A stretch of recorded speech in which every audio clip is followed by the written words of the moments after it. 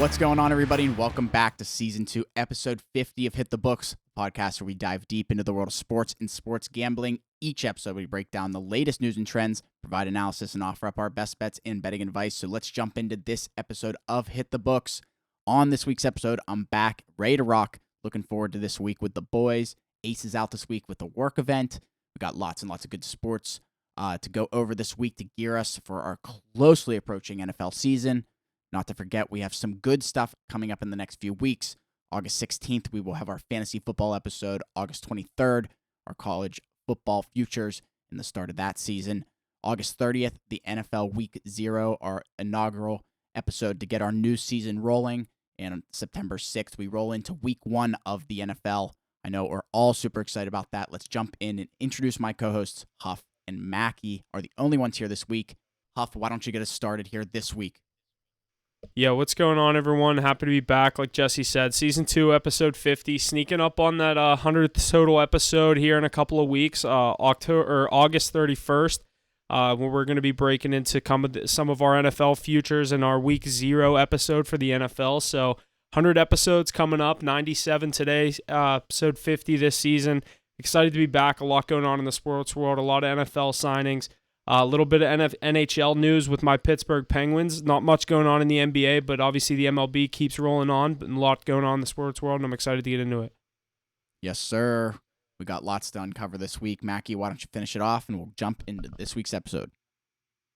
Yeah, like Huff said, great to be back. 100 episodes is crazy to think about where we started from. I bet you if you listen to episode 1, it doesn't sound anything like it does now, but yeah, starting to get excited about the NFL, college football. I think we got 18 days until college football, so itching for that, of course. But right now, just pushing through MLB.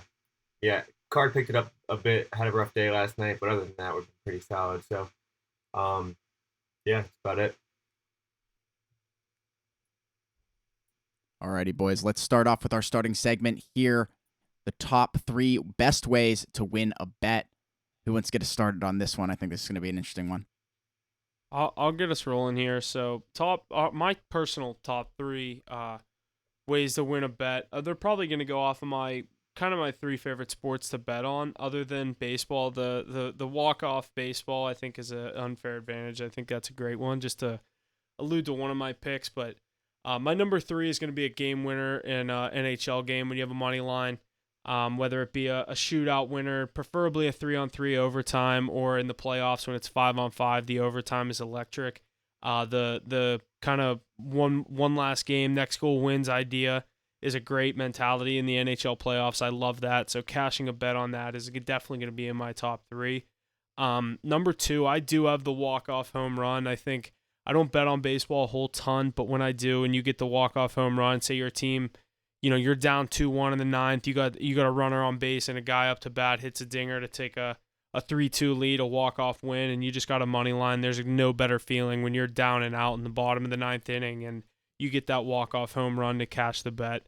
Number 1, I do have a buzzer beater in basketball. There is no better way to win a bet, in my opinion, than a buzzer beater in basketball. Whether you have a -2.5 and they drain a 3 or whatever it is. Even if it's you have a crazy, like a -6.5 point spread and the dude chucks up one of those half-court buzzer beaters just to try to spread the lead a little more and it actually hits for you. Those buzzer beaters where the ball's alive as long as it's in the air, those 2 or 3 seconds, I'm on the edge of my seat. I'm like, if I need this to go in and it goes in, I'm going to go crazy. Or if I got an under, it's also a terrible way to lose one, because I will say the other way, I'm like, the fucking buzzer sounded. That shouldn't count, but whenever I need it... Whenever I need it, I'm like, yeah, let's go, cash it. It's definitely a time where time just absolutely stops, and you're just sitting there for feels like 10 seconds, but it's like you watch the ball in the air, you're like, oh, that's going in. You're like, oh my god, you're trying to use trajectories to see if it's gonna go in before it goes in. And you're like, oh. I'll be watching NBA games, and if I have an over, I always say, if I watch the ball, where it's going, I'll be like, that's going in. And if it doesn't go in, I'm like, dude, you need to stop watching where it's going because you're making it not go in. I'm get so in my head. Same thing with unders. I'll be like, you watch it, it's going in every time. Yeah, exactly. I'm pissed off I didn't put the NBA buzzer beater in it, but That works for college basketball too. College basketball, Yeah. you know it happens all the time in college basketball. March Madness, buzzer It's beater. almost better in better. college basketball. Nothing better in March Madness than a buzzer beater. But I'll get into my top three. I'm going to go number three, a walk-off home run, but specifically when you're losing, not a tie game, because not a lot of pressure on when it's a tie game. You're like, walk-off home run, that was sick, game over, but you weren't like sweating yet. So when you're down like 2-1, 3-2, or even like down 3-1, 2 runners on, a walk-off home run, that's pretty damn sick. But that's number three. Number two, a playoff NHL OT winner. When you're sitting there 17 minutes into the period, you're waiting for a second overtime, and then all of a sudden Kachuk throws it from behind his back and ends up in the back of the net. I don't know if you remember that one, but that won him a playoff game this series, or this playoff run. And number one, walk-off interception in the NFL. You're sitting there, you have a 6.5 point spread. It's a 9-point game, and you know they're going to come down and try to kick a field goal and try to get the ball back. And they're on the 30-yard line. The guy throws the ball right into the defender's hands, and you're sitting there, and all the weight is lifted off your shoulders because you just cashed your bet. And because you're sitting there, and you know, like, next play, they're probably going to kick a field goal so they can get the ball back. Even if it's third down, second down, they just want to try to get the ball back. And a walk-off interception is just the most satisfying thing ever. That's a good one. I'm surprised you didn't have the buzzer beater in there. Dude, once you said it, I was like, fuck me, but whatever. I mean, they're all good ones. Yeah. As long as you win, a win's a win. I wanted to have a UFC knockout in there, but I don't take UFC that much. Let me run through mine here. My number three is an NHL OT winner in the first few seconds. So, like, first shift, people are still amped from the game. Like, you know, it's the energy's still like rock solid from the end of the third period, and your team just comes out, first shift, before first they even realize shot, overtime just started, goal, it's over. Done. Yeah.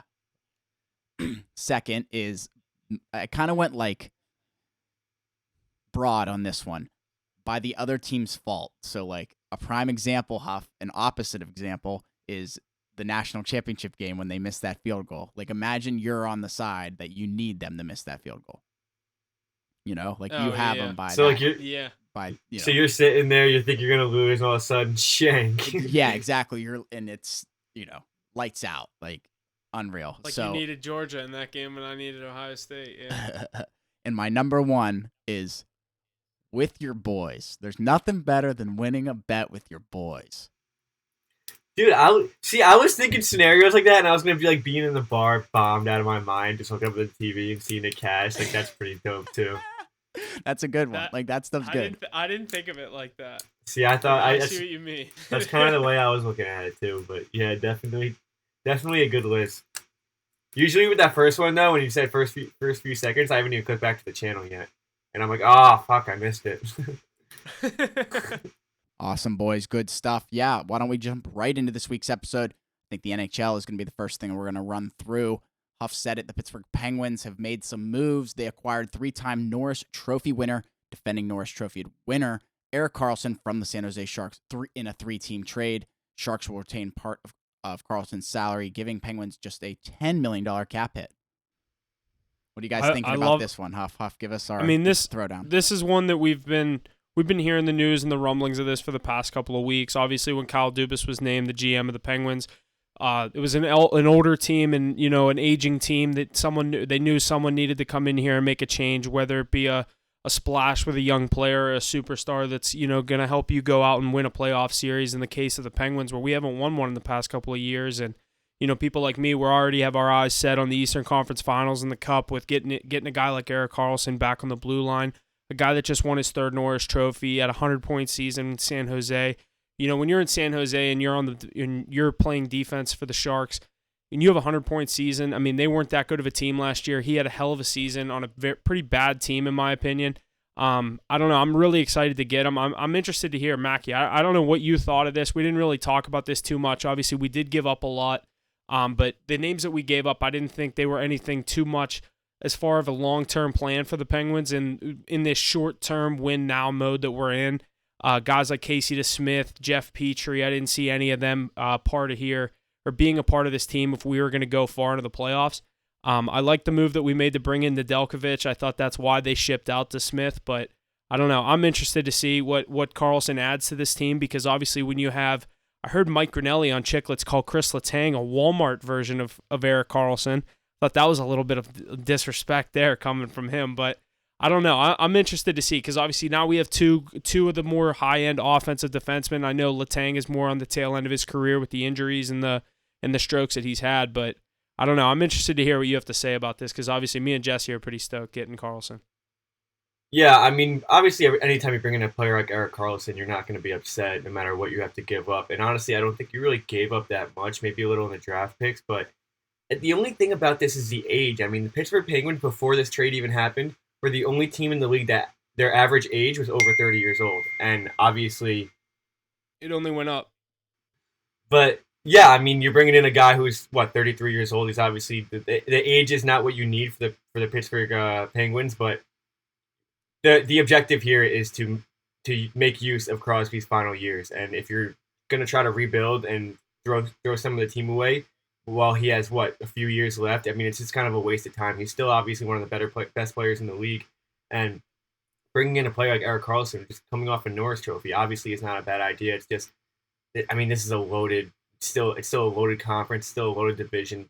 Penguins, even with this move, are still probably look on the outside looking in, or just trying to get to that last wild card spot, I mean, we can just see what they can do. Jari's also got to step up as well. I think bringing in the Delkovich is definitely better than having DeSmith, and obviously you're gonna deal to Smith when you have Delkovich now, but a lot of things still got to click for this team. But I like the move. I can't say it's a bad move. Yeah, they got. I mean, like I said, they're not the youngest team. I don't know if that's necessarily what they're going for. At least it doesn't seem like it. You sign guys like Riley Smith who just won a cup. They're just trying to fill, I think, depth pieces and go with what they have. Not saying it's my favorite route, but obviously, like I said, when you get when your core is now Crosby, Malkin, Letang, and you get a guy like Erik Karlsson back there, I think I heard Letang say in a press conference he's willing to slide back to the power play, the second power play unit if they do get Karlsson. So he's going to be the top guy on the number one with Malkin on the point. So not too much defense coming from those two on a power play. So look for the Penguins maybe to give up a couple shorthanded goals if Malkin and Karlsson are back there on the blue line. But I also think a couple are going to be lighting the lamp. I think that power play with Gensel, Crosby, and honestly, whoever else they want to put up front, maybe Rust in front of the net, and Malkin and Karlsson. And Huff, Gensel out first month with surgery. Yeah, I forgot about that too. I was gonna say you don't even really have to move Letang off that first power play. You can put Karlsson on offense on a wing on one of these power plays. You don't want to move Malkin off the point because of his shot and the things that he can do from the point on the power play. But I mean, putting Karlsson on a wing on this power play, he's about the most offensive defenseman of all time. So putting him on a wing is not taking anything away from your scoring ability. I think you should use him on forward for a power play. I don't think you need to take Letang off. I was going to say, if they were to go to like an umbrella, you put Letang up top, Malkin on the right side with a left-handed shot, Karlsson on the left circle with the right-handed shot, Sid working the slot, and whoever else in front, Rust or someone down in front. That's good. Whoever you want to throw in front, but I don't think this takes away from Letang being on the power play. I think they can just work around this. I mean, you're bringing him in for obviously his offensive ability. You're not bringing him in to be a stay-at-home defenseman. So I mean, use it to the best of your ability. Use your best guys in the power play. It's going to be a long season for you guys, and every single game is going to be a battle. And down the stretch, it's gonna really matter. And I think you got to put your best lineup out there every chance you get.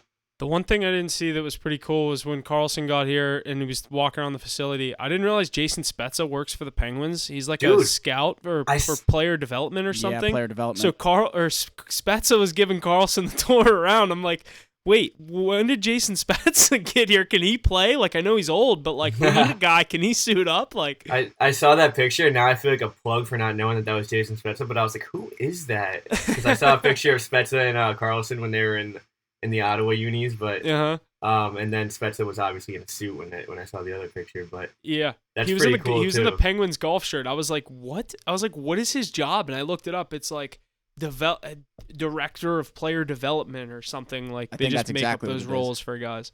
It's pretty cool.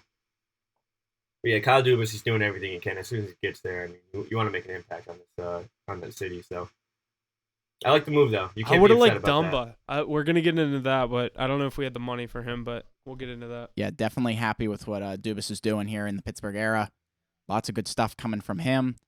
Karlsson added to the Pens, but Getzel out for the first month, so we'll see how we fare going into this this one of our last seasons of glory, I guess I'd say, with that core. I think we got 2 years with this core, but it's only getting older. I agree. Quick question though. Yeah. You just gave up a lot of your future or pending future. What do you think happens when this core does retire, when Crosby goes? I mean, we know what what this franchise was looking at before Crosby got there. You guys were thinking about switching cities, and then he obviously came and revived the entire organization. But I mean, now that you don't really have many draft picks coming up, and your president is leaving soon, what does it say for it? You know what I really think? All right, so in the next 2 years, I think obviously we'll stay relevant with this core. I just said I think that's Sid's prime. He has two to 3 more years, barring any injury, with all 4 of them. That's, they're 35, 36 years old. 3 more years. Say we get through 2 seasons. Going into the 3rd season with this core from here on out with these 4, if they're all still there, I think at that point, if Gensel and all them are still here and we're not in a competing position and we know the payroll's too high, these guys are too old, the team's way too old, I think that's where you ship out guys like Jari if he's worth anything in a year, in 2 years. After a playoff run, if he puts up a fight and it's like, oh, the team just didn't have the speed to keep up with him, but Jari stood on his head. You get rid of a guy like Gensel. I mean, I'm not saying, you want to do that, but that's where at the deadline when teams really need a goal scorer. If Gensel's on a 30-goal year, you're like, we'll take 2 first-round picks for him and a young, you know what I mean, whatever, because at that point he's going to be 28, 29. I don't know exactly how old he is, but even our younger players, they seem younger, but I think even Brian Russ is 31 now, 30 years old. Is he? Wow, I didn't know he was that old, but he's a good player. He's going to be a good piece for picks as well if you're going that route. That's what I mean. Yeah, those 2 are going to be our bread and butter. If we ever really need to just get out of a jam and get a draft pick or 2, I think those are the first 2 to go would be Gensel and Rust. But Sid, as long as Sid's here, I think Gensel will stay. As long as Sid's here, you guys are also still competitors. Yeah. It's just like you said, that division is loading up and they're only getting better. So, I mean, it's tough to say. I don't think they're done making moves. I could see something else happening with the bottom 6 going to get a kind of just no big name that nothing's going to be exciting. I'm not saying a Tyler Bertuzzi because obviously that's a huge signing when he went to Boston and now he went to Toronto, but just someone to fill in the bottom 6. I'm not saying it's going to be a flashy player, but I think we'll get some youth on the bottom 6. Going to be a very interesting season for the Pittsburgh Penguins, I think. I'm excited to watch it, but we're going to have to wait and find out. Huff, you already hinted at this, but defenseman Matt Dumba is signing a 1-year deal with the Arizona Coyotes worth $3.9 million. So not a bad signing one bit there for the Coyotes. I have another point here for the Coyotes. They've issued a statement confirming their attempt to purchase land in Mesa, Arizona for their new arena. Their plans for the first privately funded arena, pretty impressive. So it looks like there's some money floating around over there and they want to use it. So that rebuild is definitely happening in Arizona. Mackie, what do you think about this one? Yeah, I mean, a player like Matt Dumba coming over is obviously a good thing, but I mean, this team is still pretty poverty. I don't think they're making much noise this year, but this is a good start. And obviously you got these draft picks coming up. They're going to be down there. And this is a few solid drafts we got in a row. So obviously they got Logan Cooley as well, who they just drafted. So they can definitely build around this. They might have a pretty nice future, but not much noise this year. What do you think, Huff? Yeah, I was pretty confused why he signed there. I liked his. I've been a fan of the Minnesota Wild. I thought they were a couple pieces away from going on a deeper run last year, in a West that wasn't really that confident, or I wasn't that confident in. But I don't know. I was pretty surprised to see him leave Minnesota just on a 1-year deal for just under $4 million to go to the Coyotes. Yeah, not even making too much money either. That's what I mean. I feel like if you're going to Arizona, it's like I need $7 million. Yeah. Yeah, and like you said, Minnesota's right there every year. So getting rid of a player like this probably isn't the best thing to do. But I don't know. Minnesota's always been trying to get over that hump, and they really can't. Dallas has been in the way a lot. Yeah, I'd like to see. That's a team I've always liked to see. Like to root for, but I've never really been a fan of. They're just a cool franchise. Minnesota, I mean. I liked Minnesota when Fleury went there for sure. Yeah. And Billy Guerin's involved up there. It is a good organization, like you said, Huff, for sure. They got enough hockey outside the NHL that they can You're right. enjoy. You're right. They don't get the NHL too. Alrighty, boys, let's move forward. The NFL. The NFL preseason starts tomorrow, August 10th. We're jumping right into it. We're ready to roll, all that junk. But first, the NFL top 100 players for the 2022-2023 season has come to an end. Let's take a look at the top 10 and see who got snubbed. Number 10, Kansas City Chiefs, Chris Jones. Number 9, Dallas Cowboys, Micah Parsons. Number 8, Buffalo Bills, Josh Allen. Number 7, Miami Dolphins, Tyreek Hill. Number 6, Bengals, Joe Burrow. 5, Chiefs, Travis Kelce. 4, 49ers, Nick Bosa. 3, Eagles, Jalen Hurts. 2, Vikings, Justin Jefferson. And 1, Chiefs, Patrick Mahomes. Any surprises? Any upsets? Who you thinking got snubbed? Huff, you want to get us going on this one? Mackie, if you wanna go first here, I'm trying to find the 20 through 11. I forget who I thought was there was a couple arguments that I had to be slid in there, but if you want to start us off. I just think putting Jalen Hurts at number 3 is a bit of an over-exaggeration. He's not even a third-best quarterback in the league, and I think 99% of people that watch the NFL will agree with that. But you're putting him at third-best in the league. I mean, 1 and 2, I think you got correct. Justin Jefferson coming off the season he had, you got to put him up there, and obviously Pat Mahomes, we know who he is. But I don't know. I feel like the defensive players are getting a little disrespected in the top 10. I think so too. I said the same thing. Like guys, I think Aaron Donald even was 11, and he had a terrible year last year, in my opinion. I think to his standards too, it didn't have a great year, and they still gave him the 11 just because the NFL loves him. So, Yeah. But yeah, I think you hit it right on the head. I think they got the top 2 right. I mean, it's hard to not throw Jalen Hurts, at least in this top 4. I just think with the year they had last year, what was their record to start the year? Like weren't they undefeated for so long? Yeah, they were the last team undefeated. I think they were 11-1 at one point. Yeah, so they were America's team last year. You know what I mean, for lack of a better term. Like they were the team that everyone wanted to see, the undefeated team, and he was the guy. You know how it is when the MVP, who wins the MVP, the quarterback, and that's what I'm surprised to see Jefferson at 2, but obviously the hell of a year he had last year. But you don't see wide receivers there that often, right? That's what I'm saying. Yeah, it's pretty crazy. And last year, I mean, they says like the year before prior rank, he was at 17. So going from 17 to 2, that's pretty impressive. And then obviously you get Kelce at 5, Burrow. I think anyone is gonna make that argument to slide Burrow in there. But like I said, quarterbacks are gonna be favored in this. Tyreek Hill, obviously people had doubts for him when he went to Miami, still slides himself in there at 7. Allen, and then like you said, the defensive player is a little bit underappreciated here. Is Chris Jones. I think he could have been higher, but there's only so many guys. There's a reason it's the top 100. It's not just how we do it, positional rankings, and everyone gets their flowers that way. When you gotta break it up into quarterbacks, we all know the offensive guys are what's going to be most of the top 5 for what it is. It's 4 out of the 5 guys are from the offensive side of the ball, but I don't know. I think some of these defensive guys were a little disrespected. Yeah, I definitely agree. Definitely agree with you guys. Defensive guys are not getting their light when it comes to this list. But alrighty, boys. Next point I have here, the 2023 rendition of Hard Knocks featuring the New York Jets. Episode 1 premiered Wednesday. Very curious. You guys have any plans to watch this or?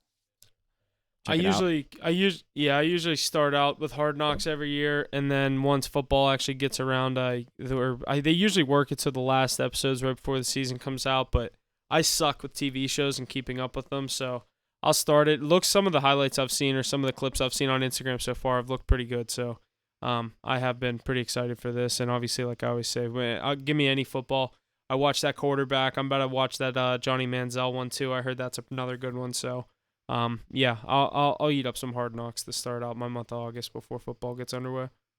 Yeah, I heard ratings are up pretty well too. Obviously, with Aaron Rodgers and the Jets, everyone wants to see that. But I've seen some clips of it. It looks pretty interesting this year. I've actually never gotten into Hard Knocks. I've never watched a full season of it or even full episodes. But this is definitely something I could be intrigued in. And obviously, the whole Zach Wilson thing with the mentoring and. Everyone wants to see that as well. So this is definitely one of the most appealing Hard Knocks that we've had, or that I can remember at least. But yeah, I mean, it's definitely a good team for it. Did you see the clip of the one clip that I saw? It was them at the Hall of Fame game, and Zach Wilson was warming up, and Rodgers was on the sidelines with Saleh, and he was like, boy, he looks good. And Rogers goes, did you hear what he said? He asked me how much to get elastic sleeves on your jerseys, like because Rogers has the long like old school quarterback sleeves, and Zach Wilson has the elastic to show off his arms. And Rogers goes, "You more than you even have, buddy." And then Wilson comes running over, and he goes, "Oh, look at this guy. He looks great out here." He goes, "Yeah, got to show off the guns. The guy in front of me doesn't have anything to show off, or something like that." It was good. Aaron Rodgers is literally just a coach that can still swing the football. Literally, It's He looks like a coach when he's standing on the sidelines. I think he's older than Saleh. Like, so he's older than his head coach, I think. If he's not, he's right there. Yeah, they've got to be right there. Well, Tom Brady was older than Todd Bowles, I think. Aaron Rodgers, age 39. What's his name? Robert Saleh. Okay, Robert Saleh is 44. He's 5 years older than Rodgers. Yeah, I mean, but like Rodgers looks older. Aaron Rodgers is not going to sit there and like have Saleh tell him what to do. I mean, they can talk about it and they can do an agreement, but. Yeah, Rodgers is Rodgers, so it's pretty cool to watch him like with this young Jets team. Myself, I'm the same way as you, Huff. I'm excited for Hard Knocks, but I'm gonna watch like 2 episodes and then I'm gonna be into not keep up with it for sure. But it's definitely a good show. I did this last year with the Lions one. I watched the first couple. That was another one that kept my interest because the Dan Campbell stuff. That was a good one. So. I don't know. I think this will be a pretty decent one. We'll see how it is. For sure. I'll dabble. Yeah, I'll see what I can do. Good stuff, boys. The next one I have here, Bengals head coach Zach Taylor said Wednesday that the status on Joe Burrow's calf injury, that the timeline is several weeks from when I said several weeks. Will Burrow be under the center for the Bengals week 1? What are we thinking? Huff's got his fingers crossed over there that he's out. It doesn't sound like he's going to be. And with the way Zach Taylor's talking, several weeks from when I said several weeks, he's just extending that timeline. And what I thought was really funny is what Jamar Chase said. They asked him at a press conference after training camp the one day. They said, what do you think about Burrow's injury? When do you think he's going to be back? And he goes, we don't even want him back. We just need him back by week 5. It's like, what do you mean? Though. No, it's true, though. I know it's true, but, like, you don't say that. Like, yeah, but, it's just stupid to say. It's like, we don't want him back. It's like, who do you want under center, dude? Kyle Allen? You'll start the season. I don't know. You'll start the season with fucking 4 catches and 25 targets, and you'll be slamming helmets on the sideline that this quarterback can't get you the ball. I think if you get him back there by week 5, this team they're still definitely a playoff team. Who do they play the first 5 weeks? Let's dive into this real quick. It's Browns week 1.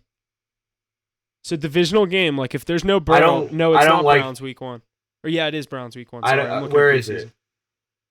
It's in Cleveland. I'd take the Browns. I'm taking the Browns. I think the Browns have a good season this year. I do too. I think they're decent. I'd definitely take them without Burrow. Week 2, home against the Ravens. No Burrow. I'll take Lamar Jackson in that one probably too. And you're killing your divisional record off. And that's 0-2 in the division to start. But then you got Rams, Titans, Cardinals, 3 trash teams. I was gonna say they really wouldn't need him back until week 6 against the Seahawks. That's crazy.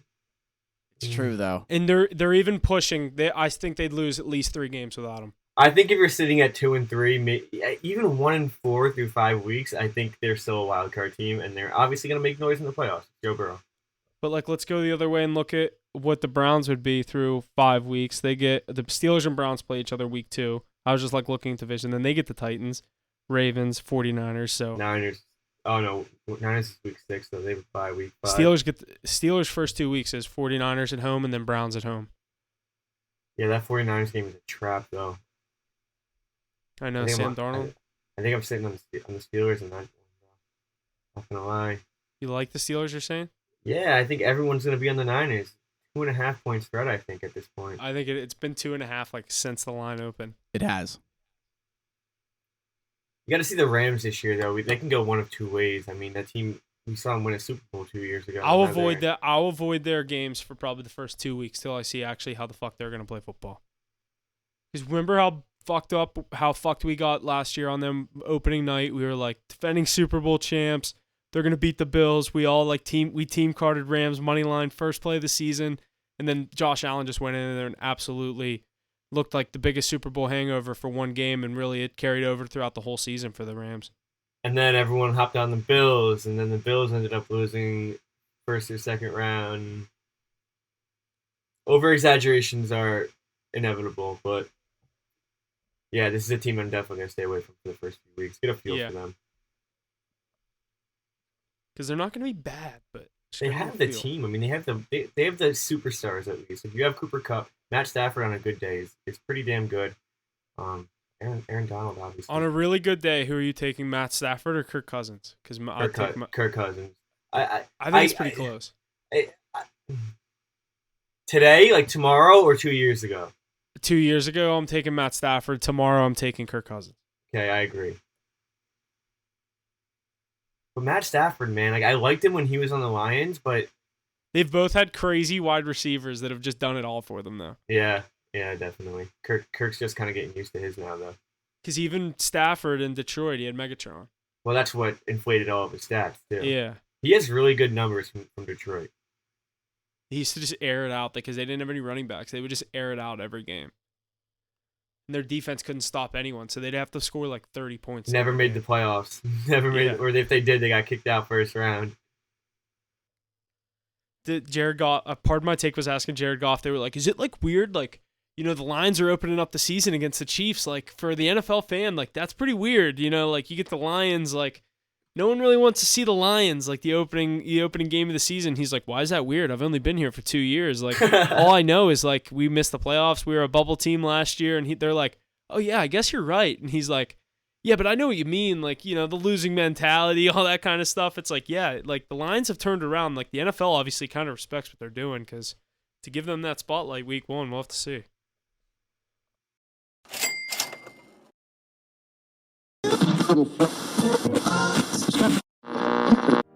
Are you struggling with a lack of access to captivating entertainment and media?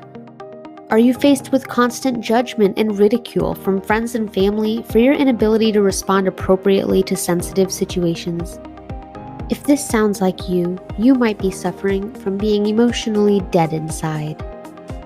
But it's not too late to make a change. One Nothing Podcast is a newly available treatment for being dead inside. Taken just once every 2 weeks, One Nothing could make a world of difference. By combining carefully measured dark humor to the amazing original formula of grisly fatalities, One Nothing Podcast has successfully entertained thousands of people suffering from death inside. And with access across all podcast platforms, treatment has never been more readily available. But don't trust my word. Here's some real-world testimonials from a few of our listeners currently undergoing treatment. From consistent doses of One Nothing Podcast, my posture has greatly improved due to being kept on the edge of my seat. The One Nothing Podcast comes on, everybody be like, shut the f*** up. I be quiet, but when the episode's over, I be talking again. Oh my gosh, buddy. I used to be on so many medications for blood pressure, and then I listened to One Nothing Podcast's episode on Kitty Genovese, moved into an apartment on my own, and haven't needed it since. That one really got my blood pumping. You know, listening to One Nothing Podcast, I'm not constipated anymore. I'm just full of shit. So what's stopping you from great entertainment? One Nothing Podcast is not intended for all audiences. Listeners under 18 years of age should obtain permission from your parent or guardian before downloading. Tell your therapist if you're predisposed to whining, complaining, reading podcasts poorly, being overall combative, or being easily offended, as One Nothing Podcast might not be right for you. So stop letting great content pass you by. Talk to your therapist today to see if One Nothing Podcast is right for you.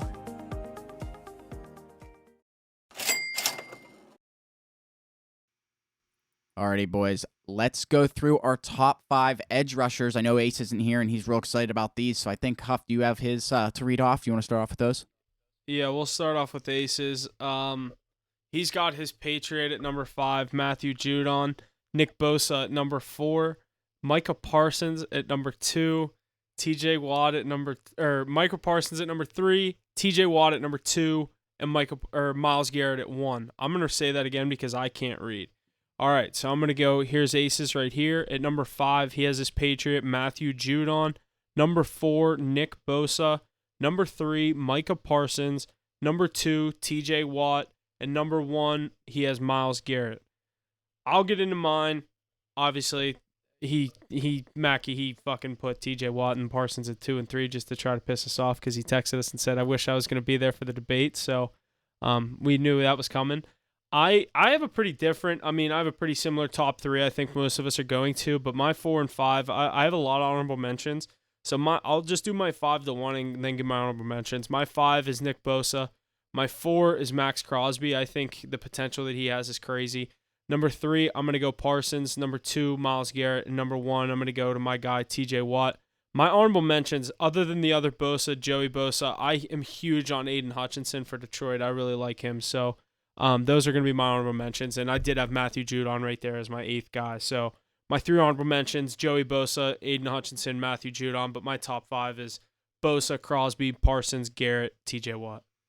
Aiden Hutchinson, give him a few years. He's only two years out of Michigan, I think. Dog. But I like that list. Mine's pretty similar to yours as well, but mixing up the top 3. Number 5, I got Max Crosby, like you said, his potential and just like when he impacts games, absolutely incredible. It's a shame the Raiders are going to be so bad this year. I know, dude, because he's wasted talent on that team. 4, I got Nick Bosa. 3, I'm going TJ Watt just because his impact on is availability. Yeah, your best ability is availability, but you see it the most when he's not on the field and when he is on the field. The Steelers are a completely different team with him on the field. I kind of feel disrespectful putting him at 3, but I am going to put him at 3. Number 2, I go Myles Garrett, undisputed top 2, I think, in my opinion. And then I got to go with my dog, Micah Parsons, number 1. More for what I think he's going to do this year. What he's done the last 2 years, absolutely incredible. Right out of Penn State. Immediate impact, but this year is a huge year for him, and I think he knows it. And I think he's the youngest guy on this list as well. So, absolute dog, big impact player. So let's see what he can do this year. Yeah, this will be the year he has to go get that Defensive Player of the Year. I like that list. Micah Parsons is a dog out of Penn State. I always liked him. All right, my list is similar. Number 5, I have Myles Garrett. 4, Micah Parsons. 3, Aaron Donald. 2, TJ Watt, and 1, Nick Bosa. I don't know why I thought Nick Bosa should be up there, but you can make the case for it. Yeah, I don't know. Really it kept coming back every time I'd go through this list. It was the name that kept coming towards the top of my list, which was weird.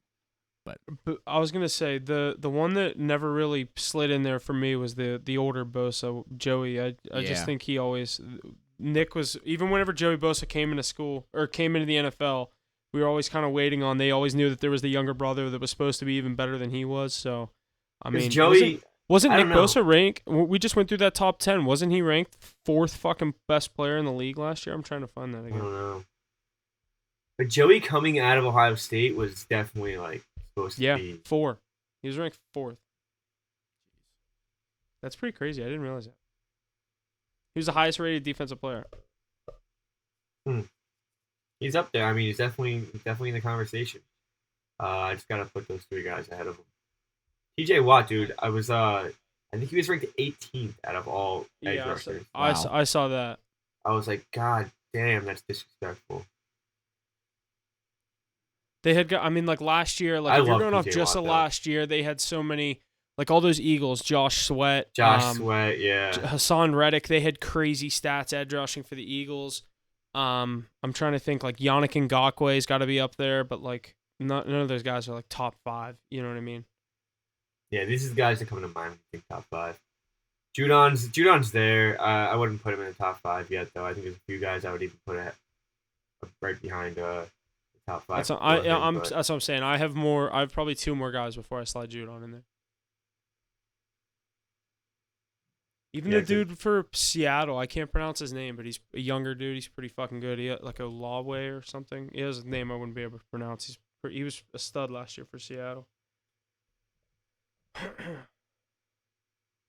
I know we're all really pumped for this NFL season. We're almost there. Preseason starting tomorrow.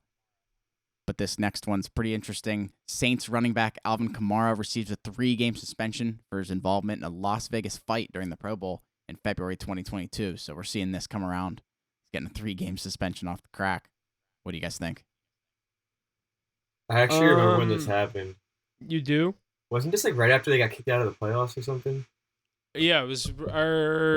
I don't remember what game it was. It was the 2022 Pro Bowl. It wasn't last year. It was the year before. Oh, it was during the Pro Bowl. Yeah, it was in Vegas for the Pro Bowl weekend, and he like fought a dude in a club or something. And I don't know, 3 games. The Saints are in a bad division again. I looked at their record. I think that division plays like really bad teams out of conference, and the whole NFC isn't that great. So I think the Saints they'll be okay. They're in talks about signing Kareem Hunt. So I think they could, if they get him and they have Jamal Williams, obviously if they have Jamal Williams, Kareem Hunt, and Alvin Kamara, I don't really know what their plan is there. Obviously Kamara's year 1, but Jamal Williams led the NFL in touchdowns last year, so you're obviously going to get him his touches, at least on the goal line and whatever they plan with him. So I think the Saints will be okay without Kamara for the first couple of weeks. You don't want to sleep on Jamal Williams. He's got the young legs too, and we know his running backs kind of hit a peak after 3 years. So Alvin Kamara sitting out 3 games might have a tough time getting back in his rotation. Yeah.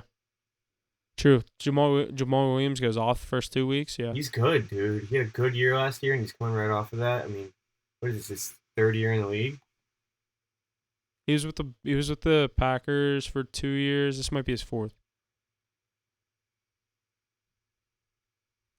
He was behind A.J. Dillon and Aaron Jones. Yeah, you're right. He was. Let me look into how old he is.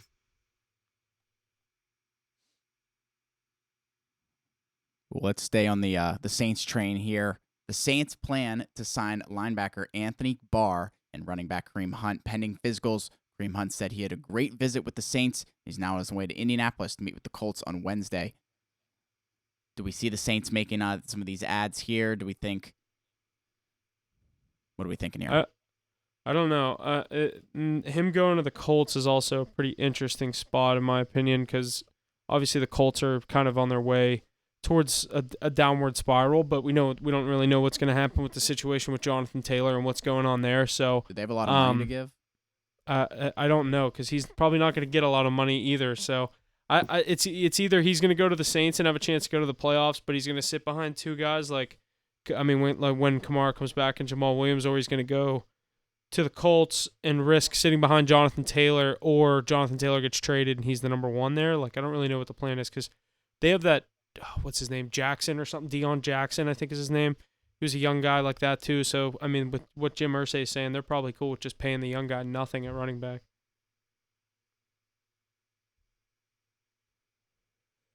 Good stuff there, boys. Lots to keep going on the NFL, but our last point here is the Lions are signing quarterback Teddy Bridgewater to come in and back up Jared Goff. I think you guys kind of hinted at this a little earlier, but is this going to be another piece for the Lions? Like, is Bridgewater actually going to be a good backup for them? I don't know. I don't think so, but.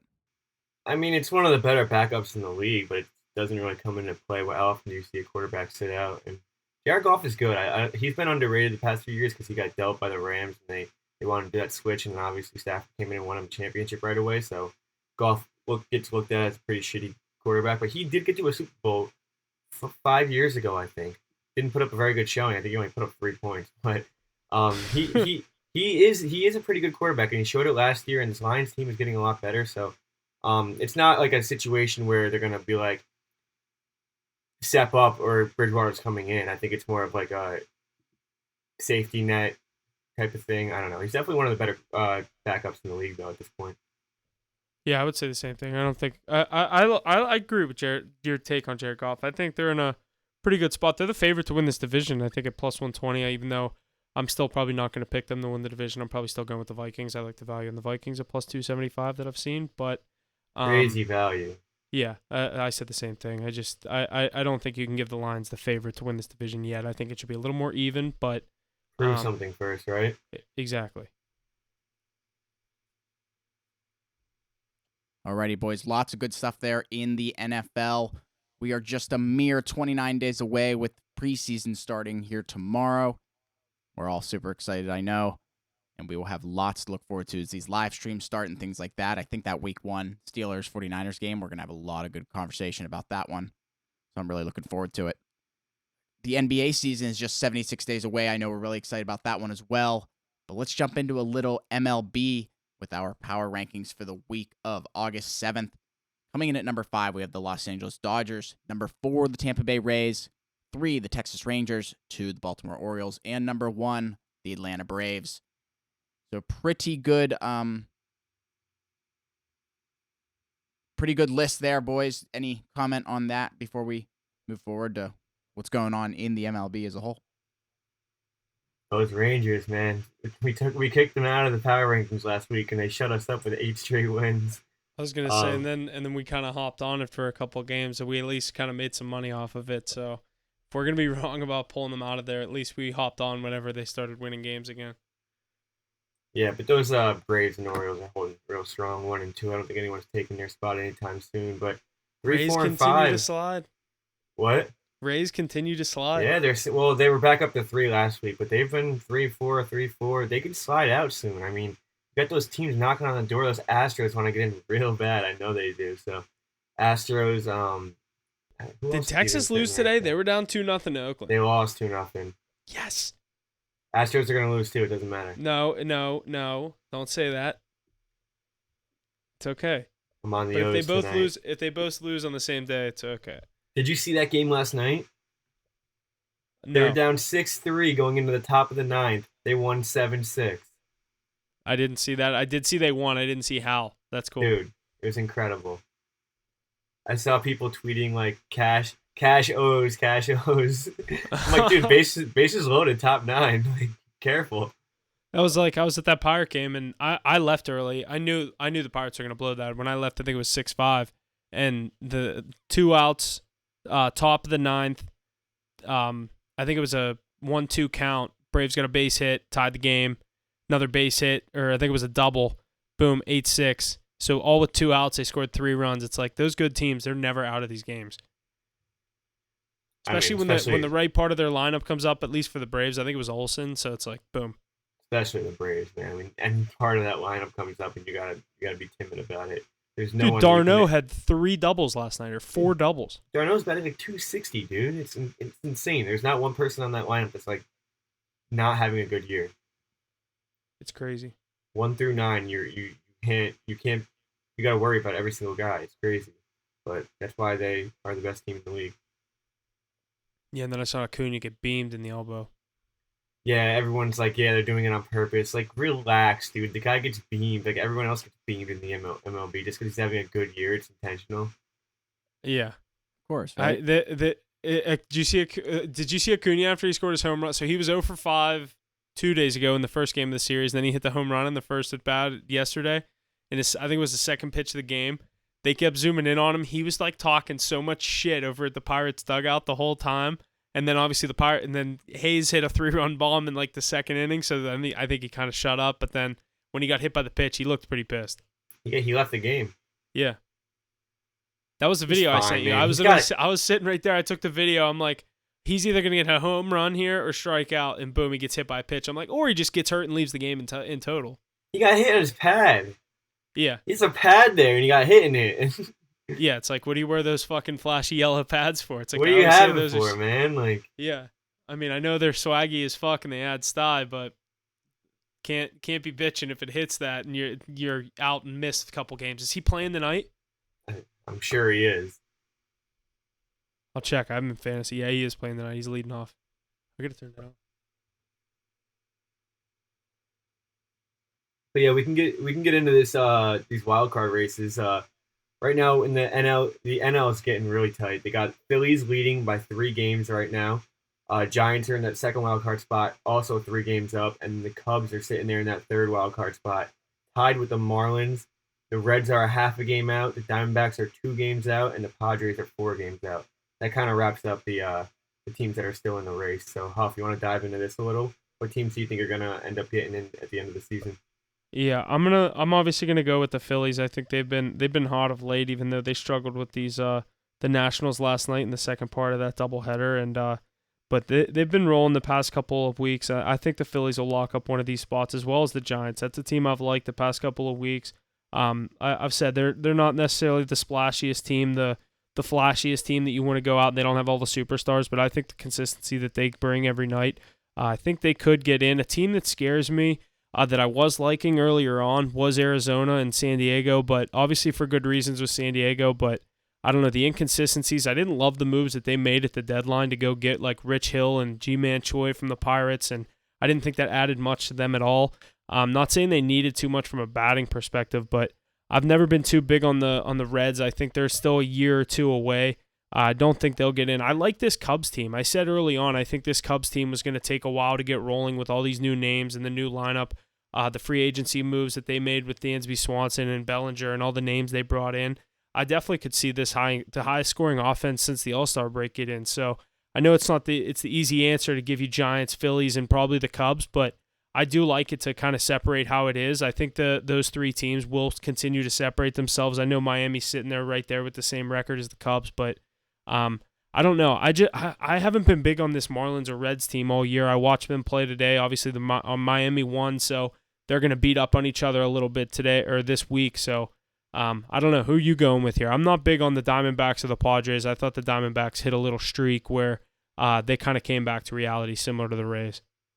Yeah, I mean, Diamondbacks are 0-7 since the trade deadline, since they went all into since they ended up being buyers and not sellers, and look how it's working out for them. I mean, those three teams sitting right on the outside, Marlins, Reds, Diamondbacks, have all hit a brick wall. They were all teams. All three of them were the three teams that were in the wild card probably a month ago, and now they're all sitting on the outside looking in, and for good reason. I mean, these teams are just hitting a brick wall. They don't have all the pieces that they need down the line to get. Really Weren't the Reds the same thing? They haven't won a game or something like that since the All-Star break. They have a terrible record. They were on a 6-game losing streak going into the series, and they took one from Miami. Since the trade deadline. Sorry, the trade deadline. Miami's been bad too. I mean, all these teams on the outside looking in are not looking very good, and I don't think the Padres get there either. But I do think that the Cubs are going to end up winning this division, hopping the Brewers. They're sitting 2 games out right now, and they're hot. They're probably the hottest team in the league right now, coming off a series win against the Atlanta Braves, who everyone knows who the Atlanta Braves are. So this team, if they keep rolling, we said in the beginning of the season, they have the lineup to do it. They started slow, and we were a little shook by that. But, I mean, like we said, a long season, 162 games. And they're really finding their stride now.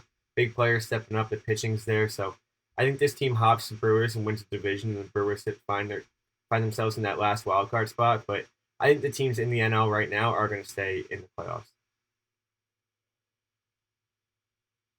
I'm looking at the Brewers' schedule right now. So they get the Cubs the end of this month for a 3-game series. They do have a tough 6-game stretch there in LA and then in Texas. But obviously, they just finished up a 3-game series with the Rockies. They won that series. They go to Chicago, to the Dodgers, to the Rangers, and then home against the Twins and Padres, and then they're in Chicago for the Cubs. Can I read you this Cubs schedule coming up? You're gonna be amazed. All right, so they have to go to Toronto for 3 games, right? Then they have 2 against the White Sox, 3 against the Royals, 3 against the Tigers, 4 against the Pirates, and then they have a pretty big series against the Brewers. So I mean, they have a chance to just really tear this thing flip open this right whole here series, and have that division by the time they have to play those 3 games against the Brewers in Wrigley Field. Then they have the Reds, Diamondbacks, Rockies. I mean, this team has a pretty weak schedule coming up, and like you said, the Brewers have a rough stretch there, and Cubs are not going to run into any of those. So I like this team's chances. I liked it before I even saw the schedule, and now I really like it.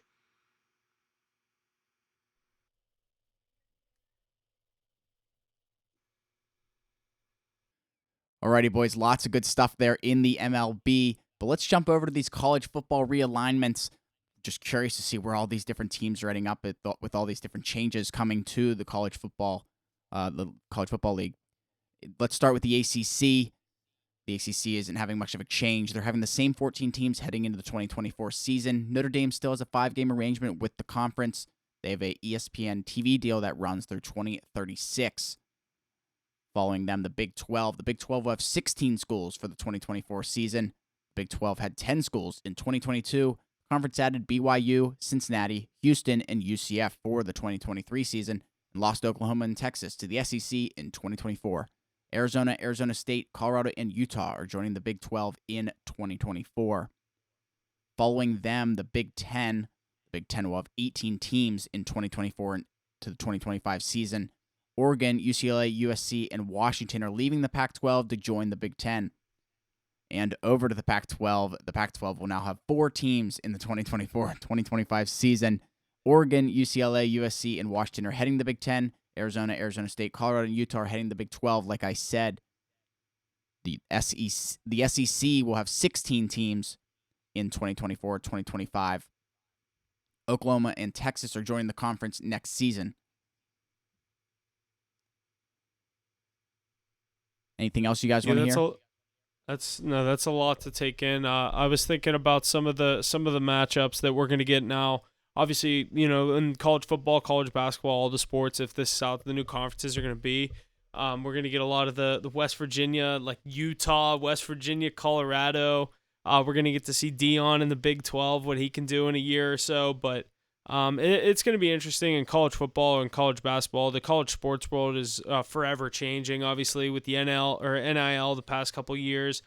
We saw a lot of these schools do what they could to compete with that. And now the realignment with the Pac-12 basically going to the rest, for lack of a better term. They're losing, like you said, they're down to 4 teams. And you have Oregon in the Big 10. That just doesn't sound right. Washington in the Big 10 doesn't sound right. I'm hearing Stanford is probably going to go independent, so that's another interesting one because a couple years ago, Stanford, when they had like guys like McCaffrey and Andrew Luck, and now you think they're going to go independent. They were winning all the big bowl games back then, and I don't know, just what's happening with the Pac-12 and what's been happening with Pac-12 sports in general. The football, I just think it's a little interesting. But I'm excited for the new matchups that we're going to get. I guess I see both sides of it. I never really cared too much for like the brand of Pac-12 because personally I thought it was trash college football. I didn't really care to like stay up and watch Oregon, Washington, and the score be 48-42 and me have to stay up till 1 a.m. to watch it. I was always more SEC. I'm not saying Big Ten because the Big Ten's like fucking 13-10, like boring ass style football, but I don't know. I just kind of stick to like the SEC because college football. Big Ten is at least entertaining to me, but I don't know. I that's why I'm not too upset about some of these new moves. We get some new flavor into the Big 10 and the Big 12. Better in the South, right? Yeah, I mean. But yeah, I mean the Pac-12 has always been that one conference. I mean, you said it last week. The ACC, everyone thought the ACC was going to be the conference that kind of blows up in football, and it would make more sense because it's more places for teams in the ACC to go. But Pac-12 was just a ticking time bomb, in my opinion. Now we see 4 teams left in. I mean, these teams shouldn't even play conference games this year. I think that what are you going to do with 4 conference teams? It's not even a conference. It's a waste of time, in my opinion. And I mean, for better reason. I mean, teams like Oregon, USC, they don't want to play in the Pac-12. They don't want to play this type of competition. They're not getting exposure out there. They want to go over there and play Ohio State and Penn State and Michigan and teams in the Big 12 like Oklahoma and Texas. I know they're leaving in 2 years, but they still want the exposure to be over there, and it is cool to see these new teams coming to play conference games. You're going to see West Virginia going out to Colorado and Utah and Arizona, and for a team like West Virginia, who's already had to fly to Texas 10 times a year because every team in the Big 12 is in Texas or Oklahoma, they don't care if they have to fly an extra hour to Arizona or an extra 2 hours to Colorado or Utah. We thought it was so crazy when West Virginia went to the Big 12 for that reason because the travel was crazy. And now look at like Washington's going to be coming to Rutgers. Everyone's doing it now. You're going across the country at this point. It doesn't matter about travel anymore. I mean, teams just want to play the best teams they could possibly play and put their programs in the best possible conferences that they can. And if they're able to do that and blow up the Pac-12, I think it's a good idea. I think it's going to be an interesting college football season. We're coming up on that here as it's starting, or has started, if not already. Can't remember exactly when. What? The college football. 18 days. 18 days. I was going to say it's coming up. It's coming up. I'm getting my days all mixed up. August 9th here. Alrighty, the next point I have here is former Arizona Cardinals head coach Cliff Kingsbury has officially joined the coaching staff at USC. No add Heisman quarterback Caleb Williams to the star-studded list of quarterbacks that he has had the opportunity to coach. Some other notable names are Johnny Manziel at Texas A&M, Patrick Mahomes at Texas Tech, and Kyler Murray with the Cardinals. An impressive list of just, like you said, star-studded quarterbacks. What do you guys think about this? Any comments on Mr. Kingsbury? I think it's going to be interesting. You get a NFL caliber coach, not necessarily one that had too much success in the NFL, but someone that's been there, knows how it operates, and you have a guy like Caleb Williams coming off a Heisman season. He's the favorite to win the Heisman again this year. There's so much high expectations for him and what USC can do this year. Obviously, they're last year in the Pac-12, and what's going to happen with all that. All these games are going to mean more. I'm really excited to see what he's able to do with Kingsbury, in his headset talking to him, because we already know what Caleb Williams is capable of and getting ready for a pro-style offense. I think this is a win-win situation for both the player and the coach. Yeah, definitely. And one thing to get back to about Caleb Williams is that last year during his Heisman speech, he was lined up next to C.J. Stroud and Bryce Young and Dugan. Oh, Max Duggan, yeah. Max Duggan, and he said, one thing I'm standing up here with this trophy, but one thing I'm not getting is that you guys are all in the college football playoff. And I think bringing in Cliff Kingsbury makes their chances a lot better. A team like USC, and that's what they want to do, is they want to win a national championship. They didn't have the chance last year, and that's what they want to get to this year. I mean, obviously Caleb Williams is a dog. I've been high on him ever since he left Oklahoma, took over from who's that loser that transferred to South Carolina? Rattler. Spencer Rattler took over for him. Because Caleb Williams and Lincoln Riley went to USC. Yeah, and Rattler went to South Carolina. Yeah. It's like, if you're going to the SEC, don't go to South Carolina because you're just going to get eaten alive. Exactly. But, bringing in a guy like Cliff Kingsbury for coach Caleb Williams in his last college year, I think is a very good idea. I think USC can make some noise this year, too. Absolutely. Kingsbury's a genius, man. He's one of the guys that really knows the game of football. He's not a head coach. That's why this is a perfect role for him. He's a quarterback coach. Yes, this is a perfect role for him. He's a quarterback coach. I listened to him talk about Johnny Manziel coming into the NFL, and it was like, God damn, this guy is smart. Yeah, I think the Cardinals, obviously, they weren't a good team, and he wasn't the best. I mean, it's got to be hard to be an NFL head coach. I can't imagine it's easy, but I think it's a much better role for him. In college, too. Not as many eyes on you. You're working with the best quarterback in college football. And he's the smartest guy down there. I mean, and he knows it. So, I mean, that makes a difference. I was going to say, he has the resume now that I've done it in the NFL for 2 years. Yeah, I might have got fired, but I kept a job as a head coach in the NFL. I don't forget where he came from before there. I think it was Texas Tech. Yeah, it should be fun to watch this year. Again, more of that college football talk. So excited for it. Mackie said it, 18 days. We're ready for it. We got one final point here that I'm particularly excited about. Former NFL All-Pro and Super Bowl champion Richard Sherman will be joining Undisputed alongside Skip Bayless for the season, around 50 to 100 episodes. I think that's pretty cool. Pretty just fun and exciting, a different look at things. What do you guys think?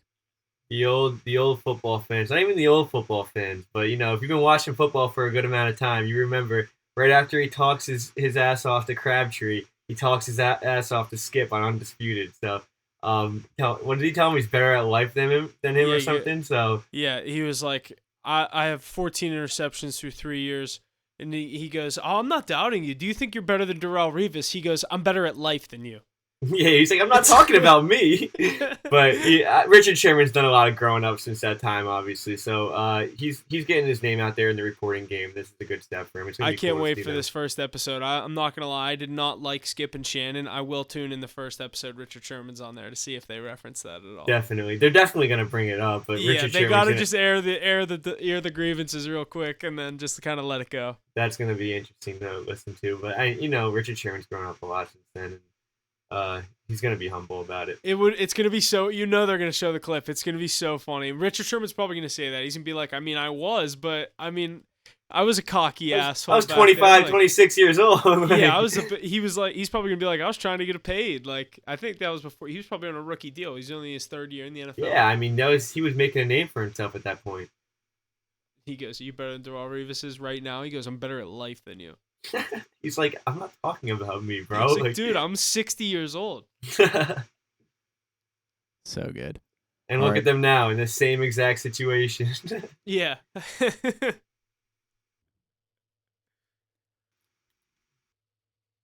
Alrighty, boys. Lots of good stuff here this week as we gear up for the NFL season. Preseason starts tomorrow. I know we're all ready for it. That's all I got. Make sure to check us out on all our social media platforms, and that's all I got this week. Anything else to add? No, I think it's going to do it for me. Thanks for listening. We'll see you guys next week. Like Jesse said, we're going to get into more of these, our fantasy football outlooks in the next coming weeks, and week 0 for both the college football, or our futures episode for the college football world, and where we get into that kind of stuff, and also same thing for the NFL.